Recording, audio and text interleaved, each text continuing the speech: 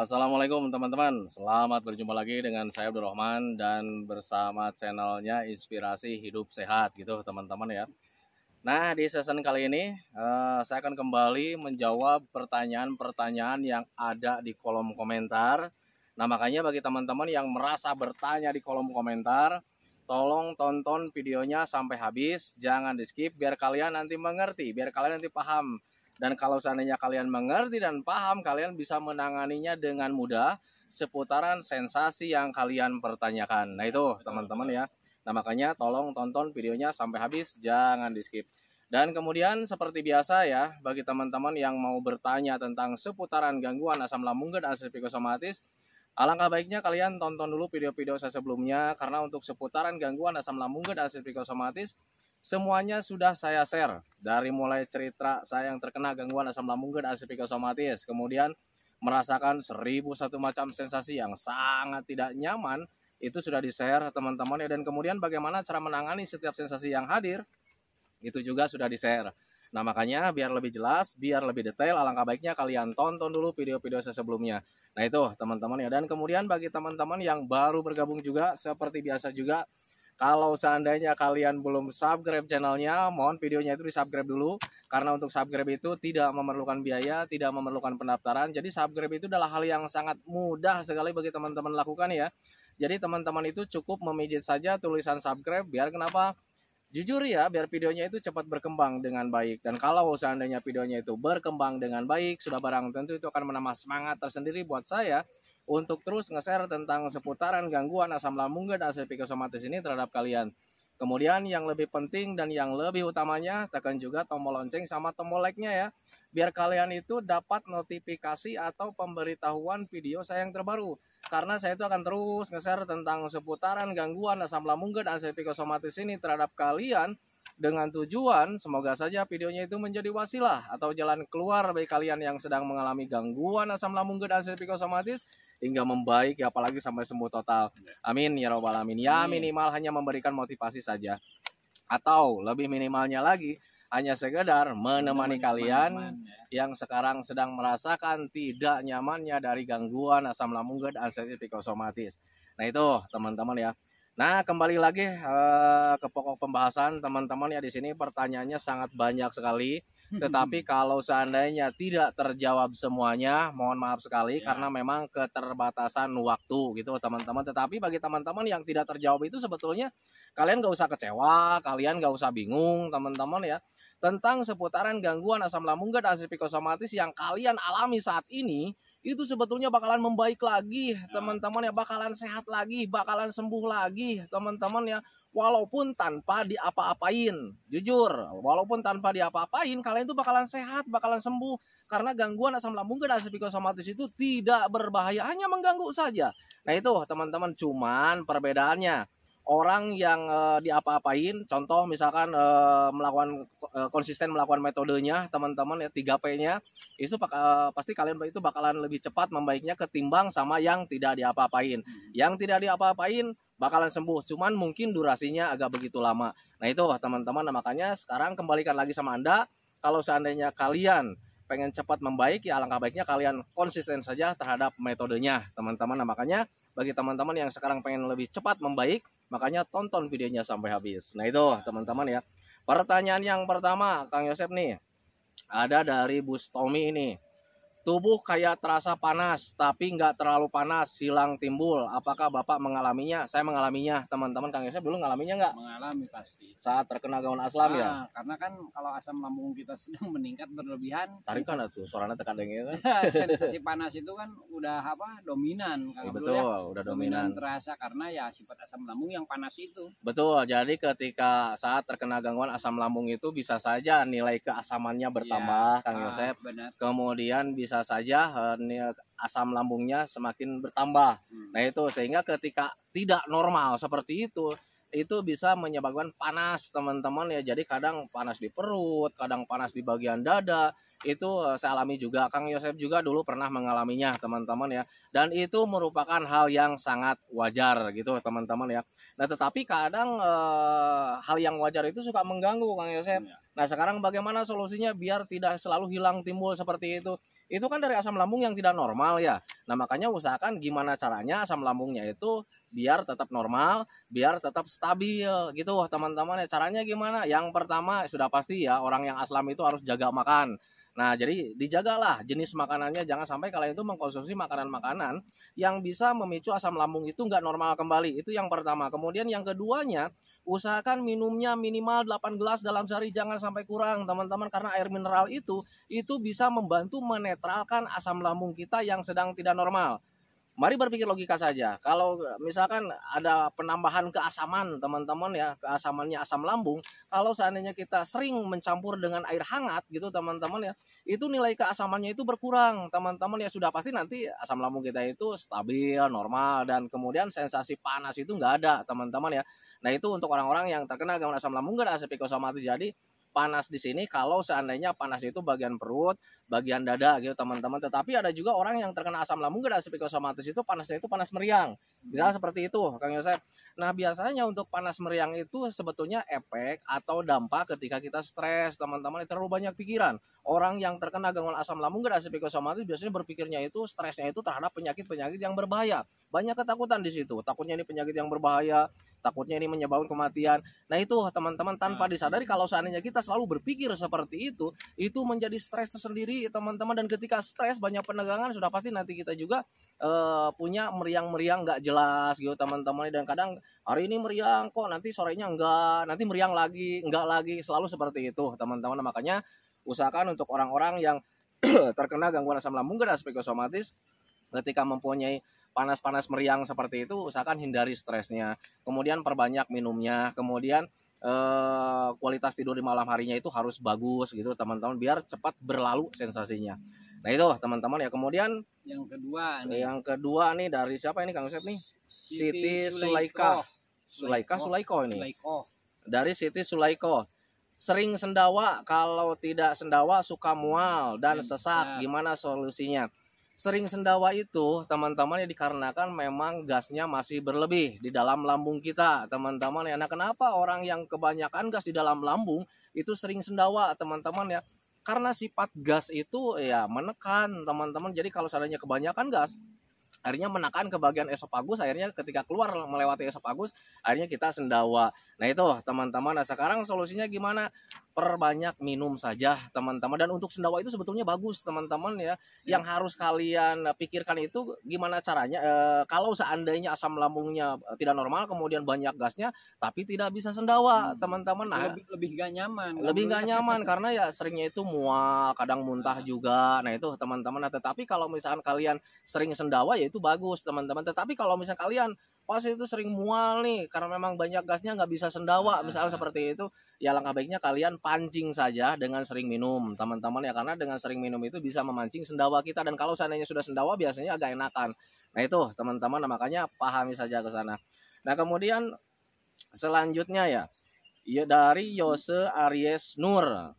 Sudah merasa enakan, saya coba bawa motor agak jauh, ternyata ada oleng dan gak stabil. Malamnya kepala terasa ditekan dan jalan pun tidak stabil. Untuk orang-orang yang terkena gangguan asam lambung dan psikosomatis, kalau seandainya kalian sekarang sudah merasa enakan ya, sudah merasa nyaman melakukan aktivitas apapun, sudah merasa enak gitu teman-teman. Tetapi ketika mau melakukan hal apapun, misalnya salah satu kegiatan, kemudian mempunyai tidak nyaman teman-teman ya.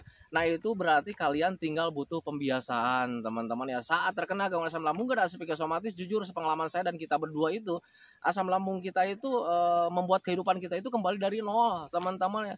Mau melakukan hal apapun itu tidak bisa gitu, jadi merasa tidak mampu lah. Nah itu teman-teman, jadi ketika dipaksakan itu ya kadang suka datang sensasi yang lain-lain teman-teman ya. Nah itu justru butuh pembiasaan teman-teman. Kalau seandainya kalian terbiasa dengan lakukan kegiatan-kegiatan kalian teman-teman ya, nanti juga kalian akan terbiasa. Dan kalau seandainya sudah terbiasa, nanti sensasi itu nggak ada sama sekali teman-teman ya. Ingat, ketika kita membiasakan diri itu sensasi pasti hadir. Kenapa sensasi hadir ya? Karena sensitif kitanya itu masih besar. Naik motor ada angin gitu teman-teman ya, kita gampang kembung. Ketika kembung ya kadang kita itu merasa tidak nyaman, akhirnya cemas lagi, kelayangan lagi, oleng lagi. Nah itu teman-teman. Tetapi kalau misalnya kalian sudah terbiasa ya kalian bebas-bebas saja. Nah makanya usahakan untuk orang-orang yang terkena gangguan asam lambung dan psikosomatis, mulai dari sekarang kalian itu harus sudah mulai membiasakan lagi kegiatan-kegiatan yang dulu mungkin kalian itu senangi teman-teman ya. Ingat kita itu butuh pembiasaan karena saat terkena gangguan asam lambung dan psikosomatis kita itu kembali dari nol. Nah itu teman-teman semuanya dari mulai pemikiran kita kembali dari nol. Orang yang kena asam kan pemikirannya nggak variasi ya Kang. Selalu berpikir tentang negatif, jarang berpikir yang bahagia gitu teman-teman. Makanya usahakan pikiran juga harus dilatih.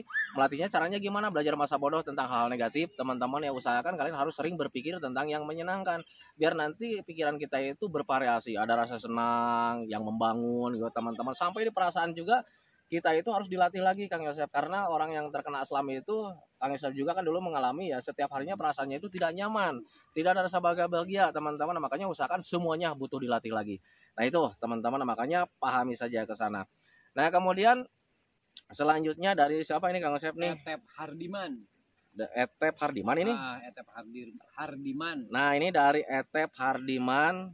Bahas dong tentang serasa tertusuk jarum di dada tembus ke belakang. Nah, kalau seandainya dengar cerita ini, suka ingat cerita dia teman-teman ya. Dulu itu dia kalau seandainya ada sakit di dada menusuk ke belakang itu suka sewot ya. Jadi berpikirnya penyakit jantung kan ya waktu itu ya. Apalagi kalau sampai ke tangan kiri nih. Jadi kebas. Jadi nggak ada seperti kebas, tapi kalau kata orang sudah mah apa ya itu. Pegel-pegel nggak jelas. Gitu. Sampai ke sini nih ke tangan. Nah itu teman-teman ya, sebetulnya sakit dada menusuk sampai ke belakang itu kalau misalnya kita tidak memahami untuk orang asam lambung nih ya, kalau seandainya sudah diperiksa dinyatakan cuma asam lambung saja, kemudian di EKG juga jantungnya baik-baik saja, tetapi kenapa kita merasakan dada itu sakit menusuk sampai ke belakang, itu sebetulnya dari penegangan otot teman-teman ya, efek dari stres atau dampak ketika kita stres. Nah kalau seandainya orang yang kena asam itu kadang biasa suka mengelak Kang Yosep, termasuk Kang Yosep dulu juga mengelak lah gitu ketika ditanya di tag, lu stres lu banyak pikiran? Enggak Kang, saya itu enggak terlalu banyak pikiran, saya cuman takut aja nih, takutnya penyakit jantung. Jadi kan tanpa disadari dipikirkan setiap hari ya teman-teman ya. Nah ketika berpikir seperti itu setiap hari menimbulkan ketakutan, kitanya waspada, kitanya tegang, dan ketika banyak penegangan termasuk di bagian dada sakit menusuk sampai ke belakang. Nah itu teman-teman, makanya usahakan untuk orang-orang yang terkena gangguan asam lambung dan psikosomatis, ketika mempunyai hal seperti itu, tanamkan dalam pikiran kalian bahwa kalian itu bakalan baik-baik saja, tidak menyebabkan kematian, karena memang tidak menyebabkan kematian teman-teman ya.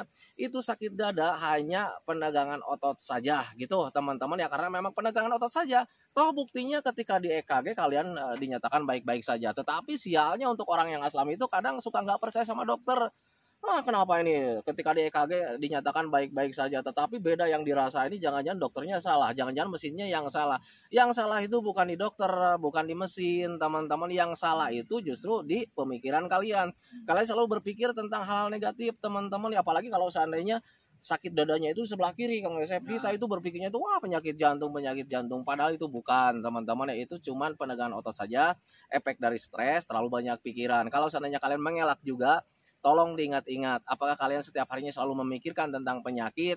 Ketika nonton TV, mata kena TV, pikirannya tetap gua sedang sakit. Kan gitu. Orang yang kena aslam itu, teman-teman lagi ngobrol kayak macam gini, tetap aja di pikirannya, di perasaannya gua sedang sakit. Nah itu teman-teman, tanpa disadari itu menjadi stres. Nah itu teman-teman, sehingga banyak penegangan otot termasuk di bagian dada, dan dada itu sakitnya menusuk sampai ke belakang. Nah solusinya gimana? Tenangkan saja teman-teman ya, belajar masa bodoh saja. Toh kita sudah tahu bahwa gangguan asam lambung dan psikosomatis itu nggak berbahaya. Yang harus kalian lakukan itu sering hiburan saja, sering menenangkan diri. Kemudian minumnya minimal 8 gelas dalam sehari, jangan sampai kurang. Karena air mineral itu bisa membantu merelaksasi tubuh dan pikiran kita teman-teman. Kemudian usahakan bantu juga dengan sering berjemur teman-teman ya, terutama bagian depan sama bagian belakang. Cuman untuk orang yang terkena gangguan asam lambung dan psikosomatis, berjemurnya itu usahakan hindari bagian kepala. Kita gampang pusing. Kalau seandainya kita pusing, pikirannya belum terjaga, akhirnya kita berpikirnya wah jangan-jangan mendekati kematian lagi. Nah itu teman-teman, makanya usahakan hindari bagian kepala ikut terjemur. Nah itu teman-teman, kemudian usahakan untuk orang-orang yang terkena gangguan asam itu harus rajin olahraga juga. Karena penegangan otot itu bisa karena kitanya kurang olahraga juga. Nah makanya usahakan untuk orang-orang yang terkena gangguan asam, olahraga semampunya teman-teman. Olahraga itu acara wajib untuk orang-orang yang kena asam ya. Nah itu teman-teman ya. Nah kemudian selanjutnya nih, dari siapa ini? Dari Ade Naryadi. banyak yang bilang aslam bisa menjadi penyakit yang lain seperti liver, jantung, dan lainnya. Benar atau tidak, Pak? Untuk hal tersebut, teman-teman ya, karena saya tidak mengalami gangguan penyakit yang lain-lain, jadi saya tidak bisa mengatakan hal seperti itu, teman-teman ya. Jadi saya ceritakan di sini itu adalah sesuai pengalaman saja. Tetapi kita positive thinking saja, teman-teman. Kita percayakan saja sama dokter, teman-teman. Kalau seandainya kalian sudah di tag sama dokter itu cuman asam lambung saja, cuman GERD saja, cuman dispepsia fungsional saja, cuman gastritis saja, kalian gak usah khawatir, teman-teman. Itu bukan penyakit yang berbahaya, teman-teman ya. Tapi Pak, takutnya nanti menjadi penyakit yang berbahaya. Gangguan apapun kalau seandainya diuraikan dengan panjang lebar itu bisa berbahaya, teman-teman ya. Contoh kecil, kalau seandainya kalian kena ulet nih, tangannya kena ulet misalkan, kalian gatal gitu teman-teman, akhirnya kalian garuk. Ini kalau seandainya diurai dengan baik gitu teman-teman ya, kalian garuk semakin nikmat, akhirnya berdarah Kang Yosep. Dan ketika berdarah akhirnya kena infeksi, dan ketika diinfeksi nanti dipotong tangannya, diamputasi, salah motong, akhirnya mati. Nah kalau seandainya diurai seperti itu, semuanya juga bisa berbahaya teman-teman ya. Nah makanya untuk orang-orang yang terkena gangguan asam lambung GERD atau psikosomatis, jangan pernah mengurai tentang penyakit teman-teman ya. Kalau seandainya kalian mengurai sebuah penyakit, sebuah gangguan, nanti kalian tambah cemas teman-teman ya. Percayakan saja sama dokter. Dokter sudah bilang cuma asam lambung saja, ya sudah asam lambung saja teman-teman ya. Asam lambung itu nggak bahaya. Kalian bakalan membaik teman-teman, bakalan sehat total. Nah itu teman-teman, makanya usahakan untuk orang-orang yang terkena gangguan asam lambung GERD atau psikosomatis, hindari tentang informasi-informasi tentang penyakit teman-teman ya. Jujur, saya dulu juga pernah mengalami hal seperti itu. Jadi saya berpikirnya, wah ini jangan-jangan gue kena liver gitu teman-teman. Takutnya asam lambung ini menjadi liver karena melihat kondisi saya itu badannya kecil teman-teman ya. Tinggal tulang yang dibungkus kulit, kemudian perutnya gede. Nah, buncit seperti itu teman-teman. Akhirnya berpikirnya, wah jangan-jangan gua kena liver. Tetapi setelah diperiksa berulang-ulang itu cuma asam lambung saja teman-teman ya. Nah di situ saya mencoba stop berpikir yang aneh-aneh biar ada ketenangan gitu teman-teman. Dan ketika tenang itu ya justru proses pemulihan dari gangguan asam lambung GERD atau psikosomatis itu lebih cepat. Nah itu teman-teman, nah, makanya usahakan jangan terlalu mengurai penyakit. Yang penting kalian fokus saja di penyakit kalian, di gangguan kalian saat ini, gimana caranya supaya cepat membaik. Itu aja sih sebetulnya teman-teman ya. Nah itu makanya pahami saja ke sana. Nah kemudian selanjutnya nih dari siapa barusan Kang Yosep? Epa sekarang Epa. Sekarang Epa ya. Epa Hadiati, sudah enakan di bagian perut, ulu hati mulai nyaman, tapi hari ini ada rasa panas lagi di ulu hati. Apakah asam lambung naik lagi? Faktor makanan atau faktor pikiran? Untuk orang yang terkena gangguan asam lambung GERD atau psikosomatis, ketika misalnya kalian esopagusnya ada terasa mengganjal, terasa panas teman-teman ya, kemudian sering sendawa juga gitu teman-teman ya, itu berarti dari asam lambung. Tetapi kalau misalnya esopagusnya terasa tertekan seperti ini tuh kayak macam sakit kalau seandainya dipegang, nah berarti itu ada pembengkakan di esopagusnya. Tetapi kalian nggak usah khawatir, kalian nggak usah cemas ketika mendengarkan wah esopagusnya bengkak nih. Tidak, jangan kalian khawatir teman-teman ya, karena untuk bengkak-bengkak esofagus itu merupakan hal biasa teman-teman. Penyebabnya dari panas dalam teman-teman, dan panas dalam itu orang lain juga pasti mengalaminya dan sering teman-teman, orang lain juga. Nah itu teman-teman, termasuk orang yang terkena gangguan asam lambung GERD atau psikosomatis. Asam lambung tidak normal itu bisa menyebabkan kita itu sering panas dalam. Kalau seandainya panas dalamnya keseringan, itu bisa menyebabkan esofagusnya itu bengkak. Nah itu teman-teman. Nah sekarang penyebabnya apa? Kok kenapa bisa seperti itu? Apakah dari makanan atau dari pikiran? Bisa dari dua-duanya. Kalau seandainya makanannya kurang cocok, itu bisa menyebabkan panas dalam. Kemudian kalau seandainya Pak, saya itu makanannya sudah aman nih, menghindari makanan-makanan yang bisa memicu panas dalam.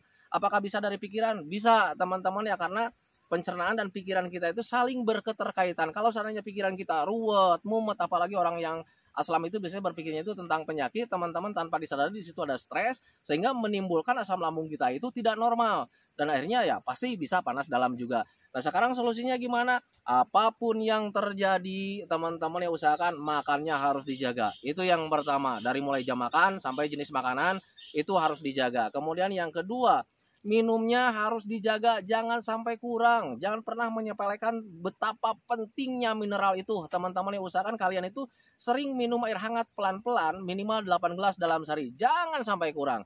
Kemudian selebihnya hindari stres. Nah cara menghindari stresnya itu gimana? belajar masa bodoh saja gitu teman-teman. Toh kita sudah tahu apa yang kita alami itu tidak berbahaya, selebihnya bersenang-senang. Gimana caranya supaya hati dan pikiran kita itu tetap senang biar terhindar dari stres teman-teman. Dan untuk melakukan kesenangan itu banyak cara, banyak ragam. Bisa dengan penglihatan, bisa dengan pendengaran, bisa dengan perbuatan. Nah itu teman-teman, makanya pahami saja ke sana. Nah kemudian selanjutnya dari siapa ini? Ikan teri, ikan gabus, ikan teri aja. Ikan teri Y7K. Lambung berasa berdenyut tiap hari. Itu karena apa ya Pak? Bagaimana solusinya? Lambung terasa berdenyut itu sebetulnya efek stres teman-teman, dan sebetulnya denyutannya itu bukan di lambung saja, bisa di mana-mana teman-teman. Untuk saya pribadi nih, dulu saat terkena gangguan asam lambung gak ada psikosomatis, denyutannya itu kadang di perut gitu teman-teman ya, kadang di bagian lambung, kadang di bagian tangan, kadang bagian di paha, di pipi, di mana-mana selalu ada teman-teman ya. Dulu sebelum terkena gangguan asam lambung gak ada psikosomatis, kita kedutan juga sering mengalaminya Kang Yosep. Tetapi kalau dulu itu seringnya itu di mata. Kemudian kita itu selalu berpikir, wah mau ketemu pacar kan seperti itu ya. Nah tetapi saat ini, saat sekarang sedang terkena gangguan asam lambung gak ada psikosomatis, kok denyutannya itu kadang di mana-mana gitu teman-teman ya, kedutannya itu termasuk di bagian perut. Itu sebetulnya efek stres, terlalu banyak pikiran teman-teman ya. Hubungannya atau keterkaitannya seperti apa? Ketika kita stres terhadap hal-hal yang negatif teman-teman ya, terhadap hal-hal yang tidak diinginkan, nanti di situ kita itu menjadi ada penegangan otot, dan ketika ada penegangan otot aliran darah itu kurang lancar teman-teman. Nah makanya kita sering mengalami kedutan. Itu sebetulnya bentuk respon tubuh atau efek tubuh ketika kita sedang stres. Dan untuk stres itu atau respon tubuh saat stres itu bukan di kedutan saja, bukan di denyutan saja, itu bisa di kesemutan juga teman-teman ya. Nah itu, nah makanya untuk orang-orang yang terkena gangguan asam lambung dan psikosomatis, ketika mempunyai hal seperti itu, teman-teman usahakan kalian hindari stresnya, kemudian perbanyak istirahat, kemudian perbanyak olahraga juga. Sering olahraga lah biar aliran darahnya lancar. Kemudian ketika kita sering jalan-jalan, olahraga menyenangkan itu, kita terhindar dari stres juga gitu teman-teman, biar otot kita itu kembali melonggar. Nah itu teman-teman, nah makanya pahami saja ke sana. Nah kemudian selanjutnya dari siapa ini? Wah udah 22 menit nih teman-teman ya. Sihab Manawi. Sihab Nawawi. Saya ada radang di lambungnya, kata dokter. Jadi sudah diperiksa nih Kang Yosep, dinyatakan ada radang lambungnya. Gimana solusinya? Untuk orang-orang yang terkena gangguan asam lambung dan psikosomatis, ketika kalian mendengarkan kata-kata radang, kalian gak usah ketakutan teman-teman. Radang itu kayak macam ruam teman-teman. Ruam itu kayak macam apa ya, kayak macam memar-memar. Nah itu teman-teman ya. Dan kalau seandainya, kenapa saya katakan kalian gak usah khawatir, ya karena kalau seandainya ada sel yang rusak di dalam tubuh kita teman-teman ya, itu nanti tubuh kita itu memperbaiki dengan sendirinya. Siapa yang memperbaiki? Biasanya sel kebaikan kita teman-teman ya. Nah sel kebaikan kita itu lahir dari mana? Dari makanan-makanan yang bergizi. Nah makanya usahakan untuk orang-orang yang terkena gangguan asam lambung dan psikosomatis, kemudian kalau sudah diperiksa kata dokter itu ada apa ya, ada peradangan seperti itu teman-teman ya, usahakan kalian perbanyak makan makanan yang bergizi teman-teman ya, karena makanan-makanan yang bergizi itu yang melahirkan sel-sel kebaikan kita teman-teman ya.